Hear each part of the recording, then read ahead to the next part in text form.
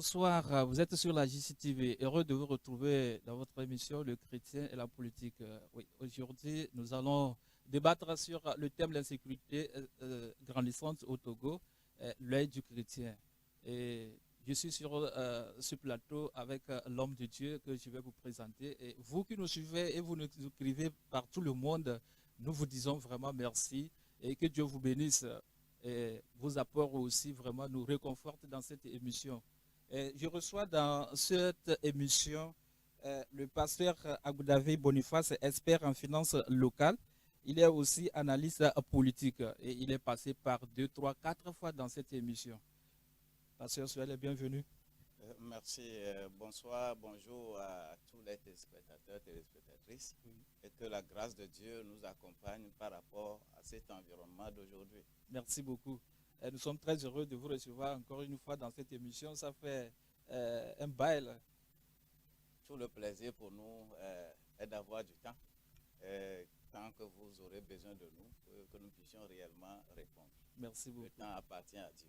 Que Dieu vous bénisse. Amen. Oui, je disais à l'entame de l'émission l'insécurité grandissante au Togo et l'œil du chrétien, c'est sur ce thème que vous êtes invité dans cette émission. Et tout d'abord, qu'est-ce que l'insécurité? Nous savons tout d'abord, le Togo a été frappé une nouvelle fois dans Kwendial, dans la région des savanes, et c'est une attaque aussi terroriste. Il y a eu aussi des précédentes. Le Togo est toujours le jour au jour approché par des terroristes et tout le monde se demande mais qu'est-ce que le Togo a fait pour être attaqué ou essuyer vraiment de ces genres des bavures que nous constatons. Mais avant de commencer, je voudrais vous poser la question de savoir l'insécurité, selon vous, en tant qu'homme de Dieu, analyste politique, qu'est-ce que c'est que l'insécurité? Merci beaucoup pour cette sollicitation. Je suis très heureux parce que c'est à cause de l'insécurité que Jésus est venu sur la terre pour nous sécuriser. Sans problème, Jésus ne serait pas là. Dieu a dit que vos cris sont arrivés jusqu'à moi. Vous êtes dans l'insécurité. Parce que l'homme sur la terre ne cherche pas à faire du bien à son prochain. L'homme sur la terre veut être dans un système d'hégémonie. C'est moi, rien que moi. Et cela crée ce qu'on appelle l'insécurité. Si je veux définir l'insécurité comme cela se doit, puisqu'il peut avoir toute une panoplie de définitions. Tout à fait. Quand je suis sur le côté politique, côté social, côté financier, c'est-à-dire dans tous les coins, les compartiments de la vie, on peut définir l'insécurité. Mais je vais définir l'insécurité par rapport au niveau civil. D'abord, oui. L'insécurité, suivant l'œil civil, c'est le fait que quelqu'un qui a ses droits, tous ses droits civiques, il a tous ses droits civiques, mais que ces droits civiques ne s'appliquent pas à lui. Ce qui veut dire que l'insécurité civile va se constater au moment où il y a état non-droit. Il est écrit dans Psaume 82, verset 3, « Faire justice aux pauvres, il ne faut pas le brimer. » Mais Jacques 2, 6 va plutôt dire que parce que vous ne faites pas justice aux pauvres là, il y aura des problèmes. L'insécurité civile, c'est quand je vais, la police par exemple, qui est censée me protéger, ou la gendarmerie, les forces de sécurité, qui sont censées protéger moi, un civil, un pauvre. Et quand j'ai des problèmes, si ces forces ne me protègent pas comme cela se doit, alors je dirais que je suis dans l'insécurité civile. Maintenant, au niveau social, l'insécurité sociale. Tout individu chercherait à changer de classe sociale. Tout individu. Mais le fait qu'un individu ne se voit pas dans sa classe sociale, il a toutes les capacités pour être dans cette classe sociale, mais il ne se retrouve pas là-bas. À cause de la gestion de l'environnement, l'individu est dans l'insécurité sociale. Parce que moi aussi, je veux manger. Qui ne veut pas manger matin, midi, soir? Qui? Et toi qui ne veux pas manger? Non.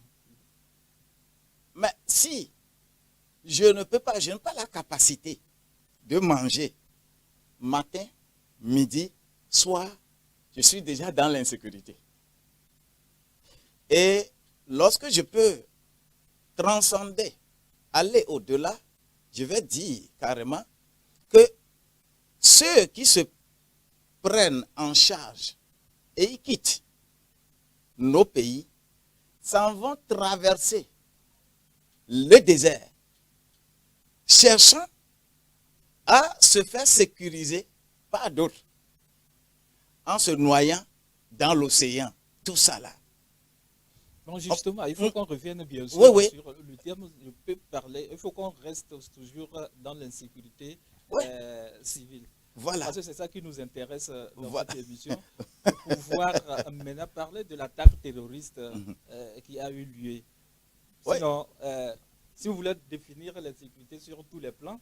Non, ce n'est pas sur tous les plans, parce que c'est l'insécurité civile, l'insécurité Oui. sociale Oui. qui pousse Oui. l'individu à aller chercher mieux ailleurs. C'est ça. Maintenant, qui est censé maintenant sécuriser les citoyens? La première sécurité dépend de moi, Du citoyen lui-même. du citoyen lui-même. En quoi faisant? Si on te demande de rester à l'ombre du Tout-Puissant, Oui. Psaume 91, celui qui repose à l'ombre du Tout-Puissant, Oui. on a cité tout un nombre de bénéfices qui sont là. C'est quoi rester à l'ombre du Tout-Puissant? C'est l'individu, ce n'est pas la société, ce n'est pas l'église, ce n'est pas une entreprise, ce n'est pas le gouvernement, ce n'est pas l'État, ce n'est pas le chef de l'État, ce n'est pas un ministre, ce n'est pas un général, mais l'individu. Lorsque tu acceptes rester à l'ombre du Tout-Puissant, tu as toutes les protections données. Tu ne peux plus avoir d'insécurité. Ça, c'est le regard d'un serviteur de Dieu, d'un enfant de Dieu. Ce qui veut dire que on t'a dit qu'il y a l'insécurité là-bas. Cache-toi ici. Si tu te caches ici, rien ne te touchera. Il est également écrit, 1000 tomberont à vos côtés et 10 000 à votre droite. Mais vous allez voir comment on va rétribuer le méchant. On ne parle pas d'une société, on ne parle pas d'un État, mais on parle de l'individu, toi-même. La sécurité est là.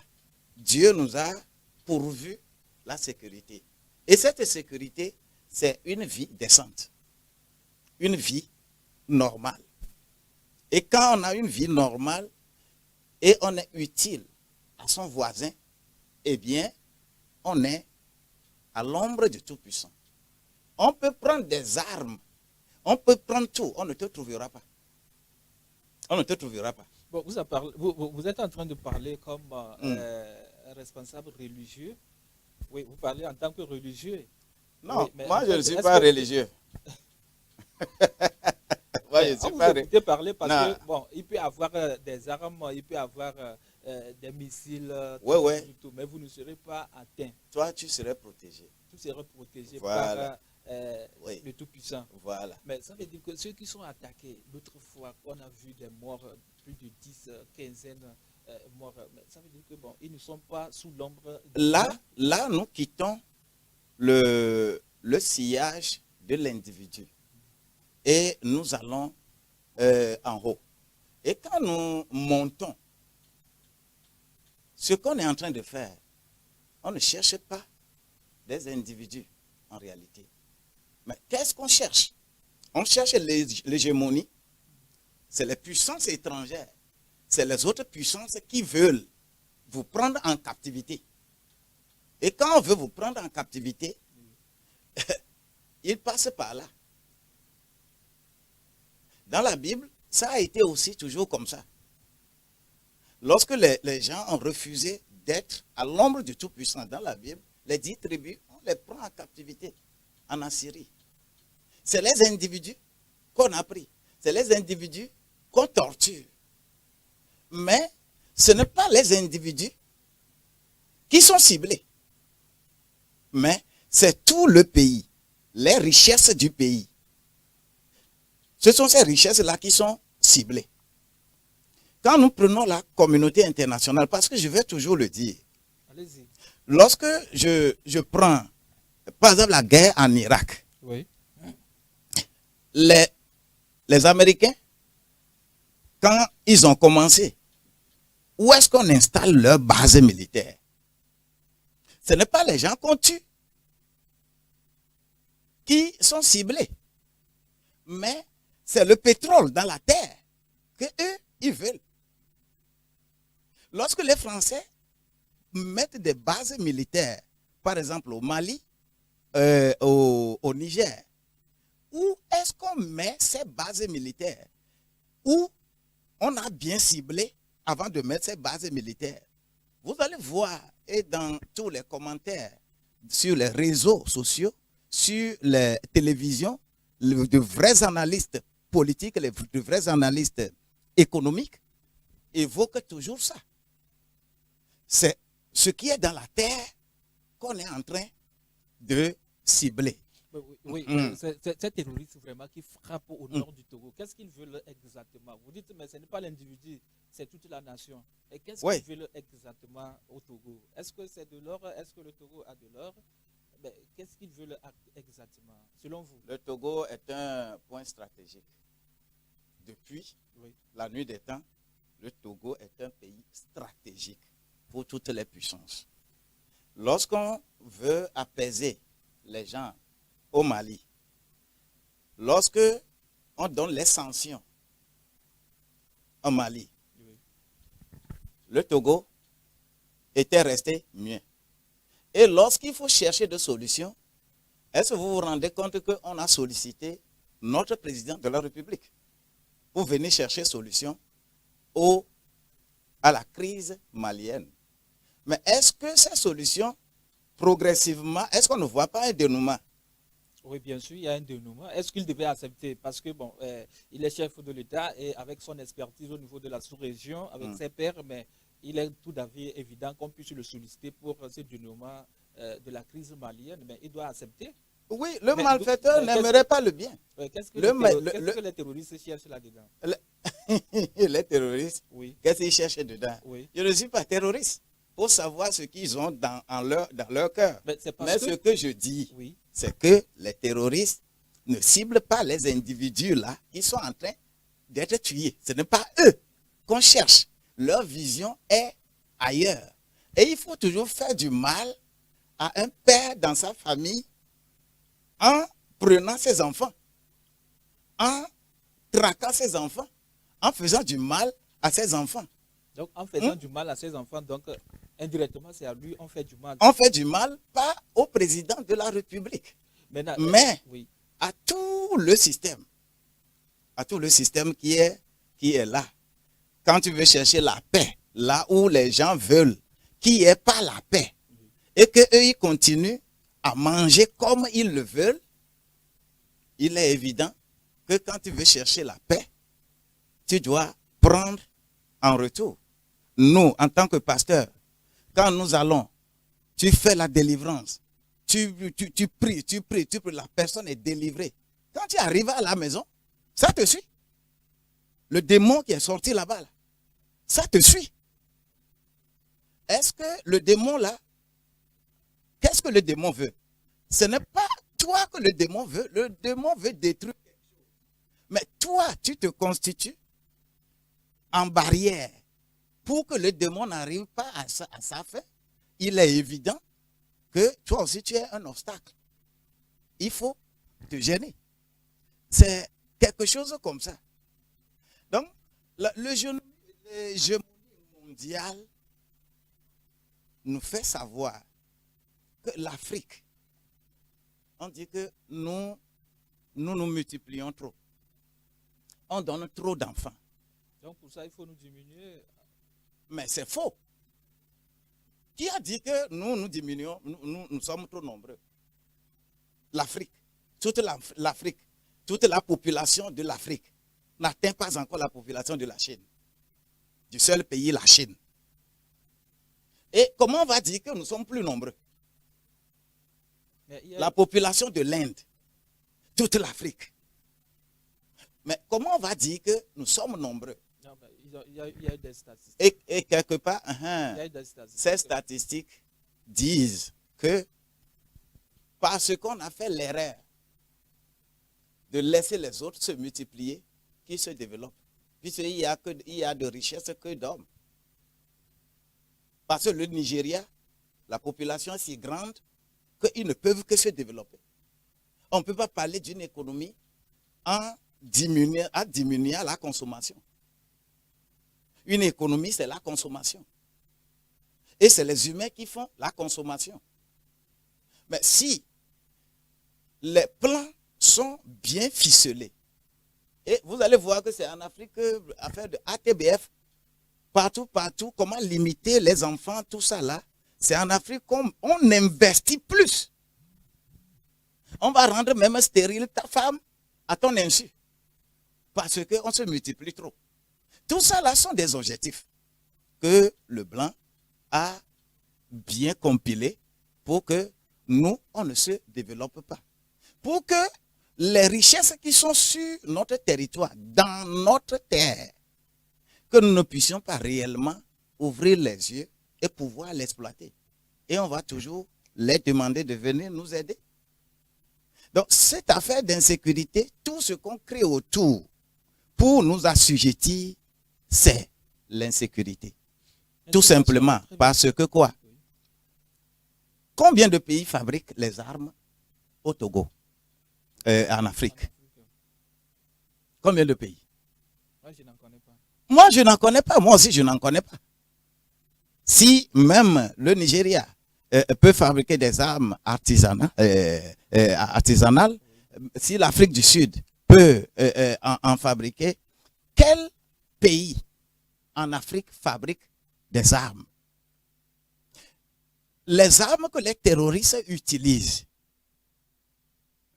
qui leur donne ça? C'est la question que tout le monde se pose. Par rapport, c'est pourquoi nous n'allons pas nous attarder sur le fait que on a frappé au Togo seulement. Non. Mais on frappe dans les pays. Au Togo, ça vient d'atteindre aussi le Togo. Et le Togolais, nous, en tant que serviteurs de Dieu, on ne peut que demander à la population de se confier d'abord à Dieu.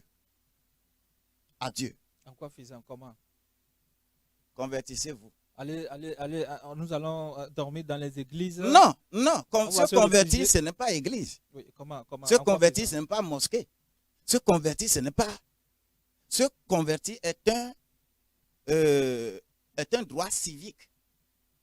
La toute première conversion d'un citoyen, c'est de bien respecter la constitution du pays, de bien respecter les lois et les règlements du pays. Ça, c'est la toute première conversion pour un citoyen. C'est ça le droit.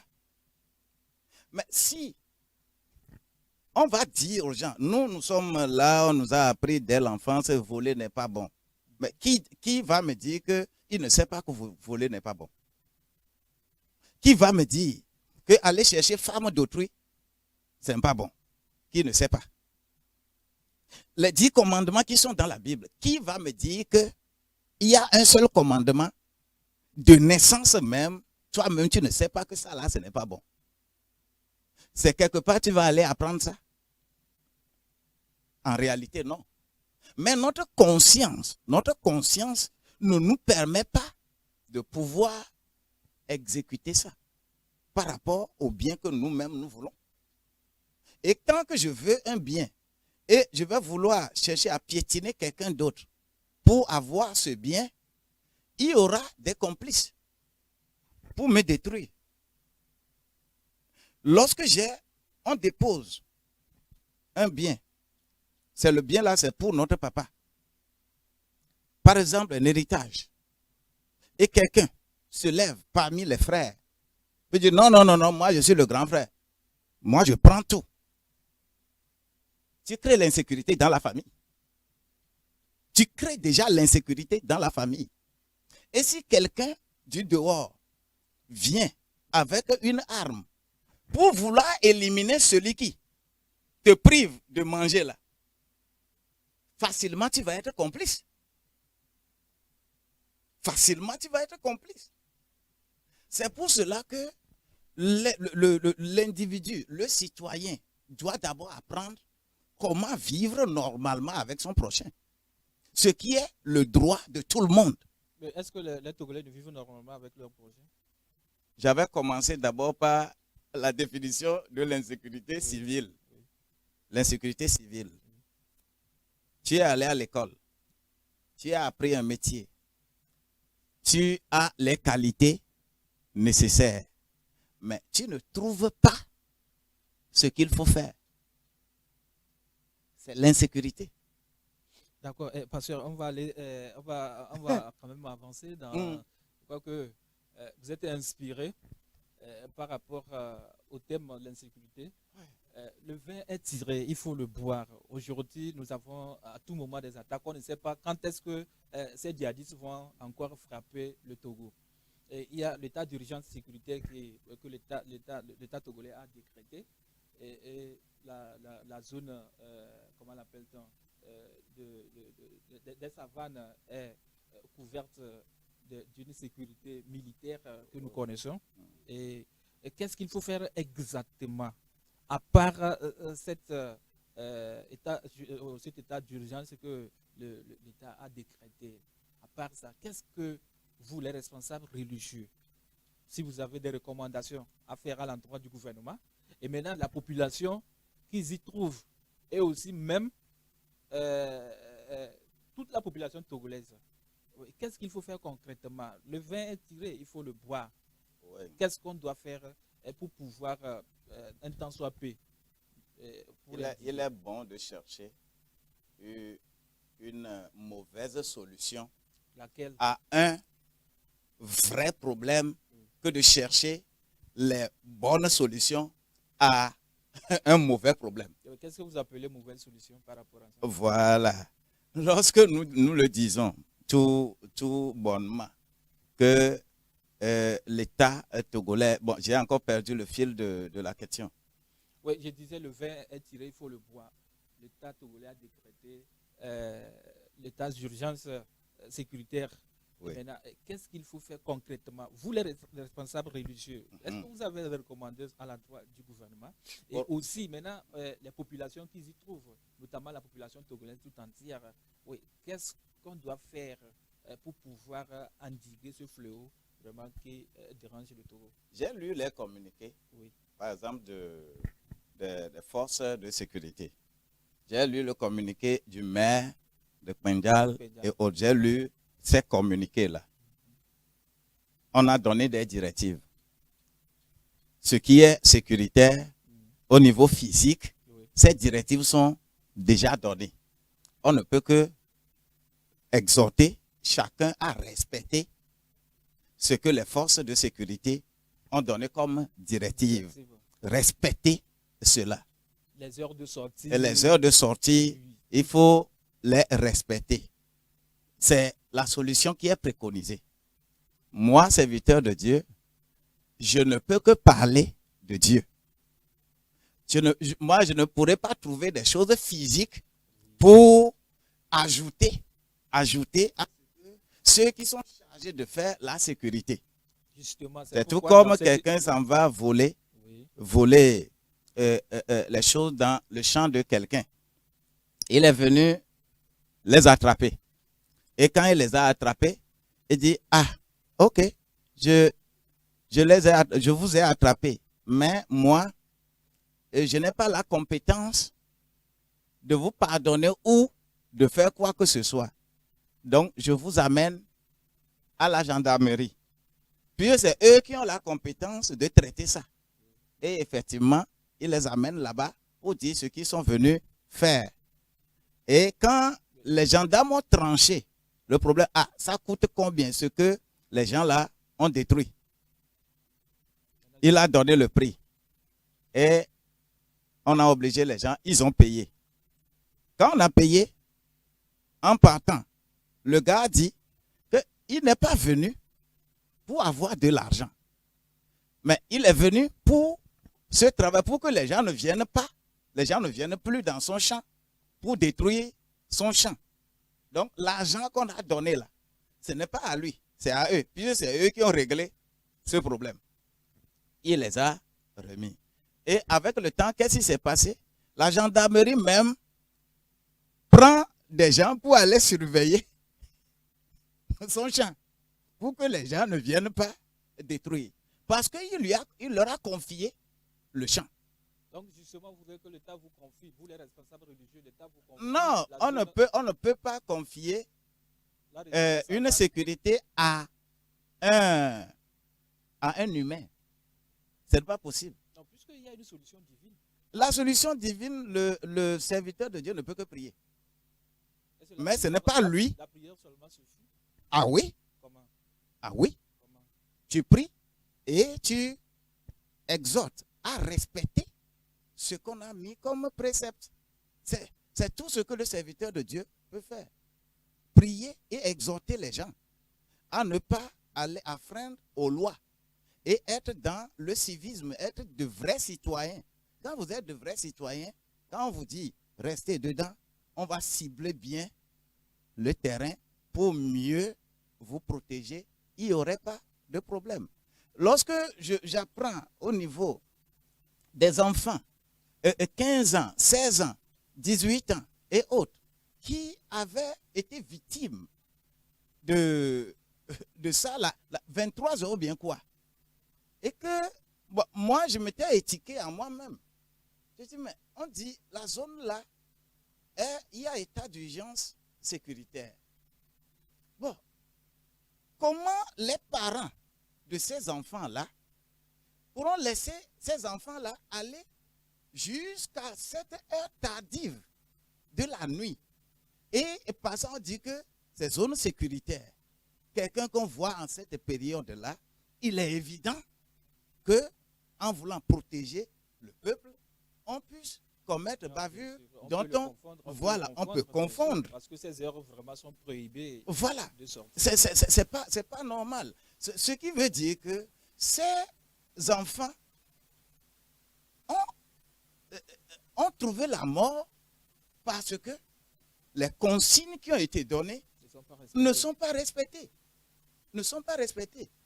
Donc, si on nous donne les consignes, nous respectons, Dieu merci. Mais si on nous donne des consignes, nous ne respectons pas. Nous ne disons pas que l'État a la souveraineté de nous dire ceci ou cela. Nous aurons des problèmes. Nous, on ne peut pas dire, moi je ne peux pas dire ici maintenant que bon, comme ils ont des armes, il faut distribuer les armes aux jeunes aussi. Ils n'ont qu'à aussi attaquer. Parce que la solution du monde, c'est ça. Mais la solution du monde, ce n'est pas ça. La solution du monde, la solution de Dieu, ce n'est pas ça. Si on peut dire qu'il y a des géants quelque part et qu'ils sont très forts, sont des fils d'Anak, ils sont là-bas, mais nos biens sont là-bas. Et de façon folle, on va seulement dire aux gens de chanter, de siffler des trompettes et de passer tout autour. Et que Dieu lui-même fasse cette guerre-là à Jéricho. Mais quelle solution on pourra trouver? D'autant plus que 10 personnes sur 12 vont venir dire que l'insécurité qu'il y a là-bas, là, Les gens qui sont là-bas, là, nous ne pouvons rien. Quand nous allons là, on va nous piétiner comme des sauterelles. Qui va vous Mais- piétiner? Vous avez dit que non, bon, Non, vous serez protégé par non, c'est ce les que puissants. les 10 ont dit Oui. dans le livre des Nombres. C'est ce que les 10 ont dit par rapport à, à ce qui se passe à Jéricho. Mais Jéricho doit être pris. Jéricho doit appartenir à ces enfants-là. Mais ceux qui sont dedans constituent l'insécurité, constituent un blocage. Mais ils sont géants. Physiquement, vous ne pouvez rien leur faire. Les armes que les gens prennent pour venir faire de telles choses-là, physiquement, vous ne pouvez rien faire. Il y a du matériel qu'il faut chercher. Oui, justement, Ah, dans, oui. justement Mais- dans cette émission, presque beaucoup de chrétiens sont en train de vous suivre. Hmm. Voulons une solution concrète et religieuse. Concrètement, qu'est-ce que vous pouvez faire? Moi, pour je les n'aime pas la religion. D'abord, c'est la religion qui est à la base de l'insécurité. Le terme religion ne m'intéresse pas. Il faut l'enlever. Quel thème vous intéresse? Moi, je suis enfant de Dieu. Il faut que cela m'intéresse comme ça. Parce que Dieu ne m'a pas appelé, je suis religieux. Ouais, qu'est-ce que Donc, les enfants de Dieu doivent faire concrètement? Les enfants de Dieu C'est-à-dire, s'il y a des doivent se recommandations. cacher sous leur papa. Oui, maintenant, s'il y a des- Respecter les consignes qui sont dans le pays, consignes civiques. Maintenant, est-ce que les enfants de Dieu ont des recommandations à faire à l'endroit du gouvernement? Ben, nous voulons que, il faut nous faire aussi, parce que nous prions dans les églises, n'est-ce pas? Vous savez, Les djihadistes peuvent Dieu- à tout moment frapper. moi Dans personnellement, Oui. ce que Dieu fait pour une nation, pour un pays, c'est de prévoir. Dieu, quand quelque chose vient là, qui va être malheur pour le pays, Dieu passe par ses enfants pour annoncer, chercher des stratégies, pour que le peuple cherche des stratégies. Moi, il y a plein de choses que Dieu m'a envoyé faire. Est-ce que Dieu vous a révélé par rapport à l'arrivée des djihadistes?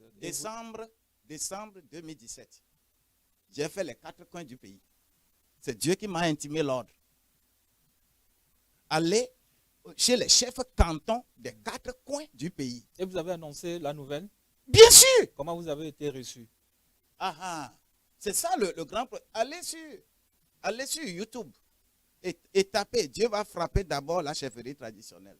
Vous allez trouver cette vidéo-là. C'est-à-dire, lorsque Dieu, lui, il veut corriger ses enfants, Dieu prévoit. Dieu fait en sorte que vous sachiez que il y a un malheur qui vient. Il y a ceci qui vient. Il y a ceci qui vient. Mais quand le malheur atterrit, et on n'a pas respecté ce que Dieu a dit, et le malheur atterrit, l'enfant de Dieu ne peut rien. L'enfant de Dieu ne peut rien. Jérémie était resté seul. Parce que tout ce qu'il disait à Sédécias n'écoutait pas. Il était resté seul. Parce qu'il dit la vérité, on le met dans citerne. Il dit la vérité, on le met, on le cache. Il est mis en prison. Au moment où on l'a caché, là où on l'a caché en prison, c'est en ce moment on est venu casser tout Jérusalem, brûler Jérusalem. Oui, Ça ne va pas être la joie pour Jérémie. Ça ne va pas être la joie pour lui. Il ne pouvait plus en ce moment aller empêcher que cela ne se passe pas. Mais il ne peut que prier, Et il a même dit à Sédécias que comme tu as les oreilles dures là, quand ils vont venir, va plutôt t'agenouiller et demander leur pardon. Sédécias a dit non, que non, nous allons appeler Égypte et Égypte va nous sauver. Et on lui a dit que si, effectivement, tu ne respectes pas ça, quand on va te prendre là, on va te crever les 2 yeux. C'est ce qu'on a dit à Sédécias. Il n'a pas écouté. L'insécurité frappait à la porte. Il n'a pas écouté Dieu. Et c'est quand on les a pris pour aller à Babylone, en captivité, que le roi de Babylone lui a demandé, est-ce que tu n'as pas de prophète chez toi? Il dit oui. Qu'est-ce que le prophète a dit? Il a dit exactement ce que le prophète lui a dit. Il dit, qu'eux, ils croient à la parole de Dieu, ils croient au prophète. Donc, ce que le prophète a dit là, c'est ce qu'on va lui faire. Et on a crevé les 2 yeux à ces déciences. C'est-à-dire, c'est les enfants de Dieu dans un pays, adorer Dieu dans un pays, être avec Dieu dans un pays, c'est d'intercéder. C'est de faire en sorte que le malheur ne vienne pas. C'est pourquoi les vrais prophètes de la Bible, c'est des gens qui déclarent et qui annoncent les grands malheurs. Pourquoi ils annoncent les grands malheurs? Ils annoncent les grands malheurs tout simplement pour faire réveiller la conscience des gens. Pour que le malheur qui vient, que cela ne les atteigne pas. Oui, vous justement, les responsables religieux au Togo, est-ce que vous êtes écoutés par le politique? Bon, l'atmosphère ecclésiastique même est minée. Est minée. Parce que qui dit la vérité, qui ne dit pas la vérité? Qui dit la vérité? Dans les temps bibliques, il n'y a jamais eu 2 prophètes à une même période. Il n'y a jamais eu 2 sacrificateurs en une même période. Non. C'est quand le prophète là ne sera plus là que autre va encore succéder. Mais aujourd'hui, des milliers et des milliers. Mais au niveau de Baal et d'Astarté, ils ont toujours des milliers et des milliers de prophètes. Et quand on les prend, Quand on prend 100, peut-être on peut trouver 1,5 qui disent la vérité. Et celui qui ne dit pas la vérité, c'est ça que vous aimez. Mais pourtant, ils se réclament hommes de Dieu. Ils vont se réclamer hommes de Dieu. Les prophètes d'Astarté, les prophètes de Baal se sont réclamés adorant effectivement Dieu. Et c'est lorsqu'ils vont se rencontrer avec le seul prophète Élie qu'ils vont voir qu'une seule personne constitue maintenant la majorité. Une personne constitue la majorité avec Dieu. Une personne avec Dieu est la majorité. Mais lorsque on cherche les choses terrestres et nous sommes adonnés aux choses terrestres et nous poursuivons les choses terrestres, les malheurs terrestres vont nous atteindre. C'est à nous de prendre conscience. C'est à nous de savoir que le mal sera nécessairement là. Mais on a dit que vous là, 1000 tomberont à vos côtés, 10 000 à votre droite. Qui sont ces 1000 et ces 10 000 qu'on te dit? Si tout le monde devient sincère avec Dieu, de quel côté les 1000 et les 10 000 tomberont maintenant? Si tout le monde. Puisqu'on est en train de parler à toi, toi qui respectes les droits civiques, toi qui respectes Dieu, toi qui te confies à Dieu, on dit que 1000 vont tomber à ta gauche, à ton côté et 10 000 à ta droite. Mais si nous tous dans le pays, nous tous sur le territoire, nous respectons Dieu, qui est celui-là qui tombera? Personne ne tombera. C'est mieux pour nous d'être civiquement éduqués, qu'on soit de vrais citoyens et qu'on réfléchisse. Et quand on le fait comme ça, Dieu écoute. Comme il a écouté au temps de Moïse. Il a dit que vos cris sont arrivés jusqu'à moi. Ils étaient dans l'insécurité dans le pays. Ils étaient dans l'insécurité totale. Mais dans cette insécurité, comme ils se sont tournés vers Dieu, eh bien, Dieu a dit que les cris sont venus vers lui. Et il est venu protéger ou il n'a pas protégé. Il les a protégés. Et il les a conduits vers un bon port. Là où coule le lait, le miel. Deutéronome chapitre 8, verset 8 à 12. Quand tu lis les ressources qui sont là-bas, là, que c'est là-bas, on va vous amener là. Mais c'est intéressant. Dieu nous a créés, déposés dans richesse, mais nos yeux ne voient pas richesse. Nos yeux voient ce qui est dépravé autour de nous. Et quand tu vis dans la dépravation, il est évident que le malheur frappe. Changeons de vie. Je ne dis pas à quelqu'un d'aller à l'église. Je ne dis pas à quelqu'un d'aller à la mosquée. Je ne dis pas à quelqu'un de faire quoi que ce soit. Mais Dieu est plus proche de nous. Et que religion, nous les avons créées. Les humains ont créé religion. Dieu n'a jamais créé religion quelque part. Les humains ont créé. Mais si la religion peut servir de telle manière que ceux qui viennent là-bas écouter ce qu'on dit dans la religion pour les faire vivre normalement en bons citoyens dans un pays, il y aurait la sécurité, les forces de sécurité vont aller au service et dormir aussi. Ils vont dormir. Même si les terroristes rentrent pour Les terroristes ne viendront pas. Ils ne viendront pas. Non, soyez clair, parce qu'il y a des milliers de téléspectateurs qui nous suivent. Oui, ils ne viendront pas. Parce qu'ils savent la force qui est là-bas. Vous allez voir que Israël ne riposte jamais.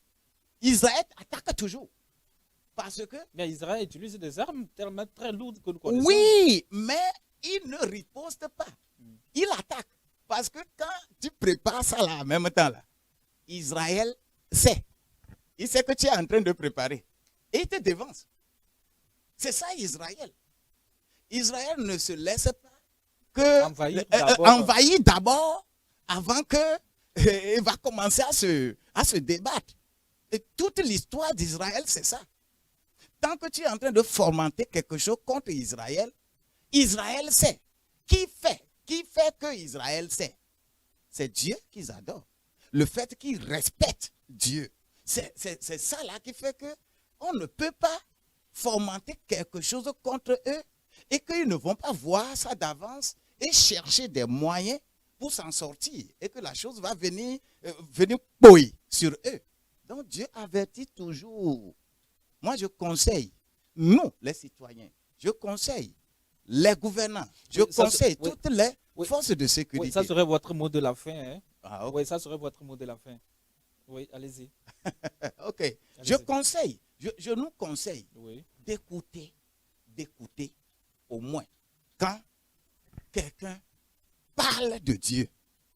D'écouter. Quand quelqu'un dit que Dieu a dit là, d'écouter. D'écouter plutôt et de chercher à examiner. Moi, je préférerais que l'on puisse...